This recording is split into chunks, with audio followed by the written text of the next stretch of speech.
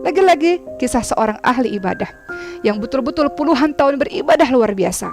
Lalu syaitan membisik-bisikkan ke telinganya, engkau selama ini sudah menjadi orang yang sangat saleh. Engkau selama ini sudah menjadi orang yang sangat luar biasa. Buatlah satu dosa sedikit saja. Bukankah Allah Subhanahu wa taala adalah Allah yang Maha Pengampun? Allah Maha Penyayang. Semua dosa yang engkau lakukan, engkau bisa bertobat kepada Allah, Allah mengampunimu. Mudah bukan? Mudah bukan untuk mendapatkan ampunan Allah? Maka pilih saja dari 3 dosa. Mana yang engkau pikir dosa paling ringan? Pertama adalah minum khamr, kedua adalah berzina, ketiga adalah membunuh.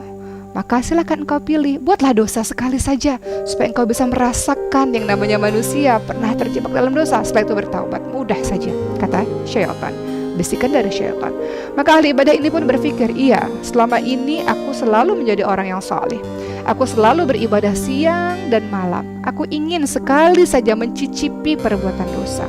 Maka akhirnya dia berpikir, apa ya dosa yang paling ringan? Mungkin minum khamr, begitu katanya. Akhirnya dia mulai minum khamr, lagi minum khamr, lagi minum khamr, tidak berhenti. Dan apa penyebabnya setelah dia tidak berhenti minum khamr? Mabuk. Itu sebabnya kenapa khamr tidak diizinkan dalam agama ini, karena bisa menjadi mabuk. Ketika engkau mabuk, engkau akan melakukan apa saja di bawah kesadaran. Maka ketika mabuk, ujung-ujungnya dia berzina. Setelah berzina, sama tadi ceritanya, bahwa pada akhirnya dia membunuh wanita yang ia zinahi karena malu. Lihat, mulai dari dosa yang ia anggap remeh, dosa yang ia anggap kecil, lama-lama pada akhirnya dia masuk menuju kepada dosa-dosa besar. Itu sebabnya kenapa Rasulullah SAW mengingatkan kepada kita semua teman-teman sekalian, bahwa ketika orang beriman, ketika dia buat dosa, dia takut luar biasa, seolah-olah gunung akan menghancurkan dirinya.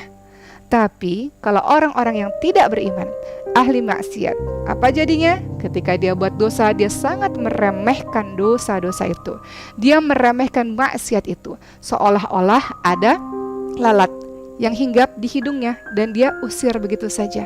Itulah perbedaan antara orang-orang beriman dan orang-orang ahli maksiat. Orang beriman akan senantiasa berhati-hati, berpikir sebelum berbicara, berpikir sebelum berbuat, berpikir apakah yang aku lakukan ini bernilai pahala atau tidak. Ketika bernilai pahala dia lanjutkan, ketika tidak dia tidak lakukan, apalagi bernilai dosa.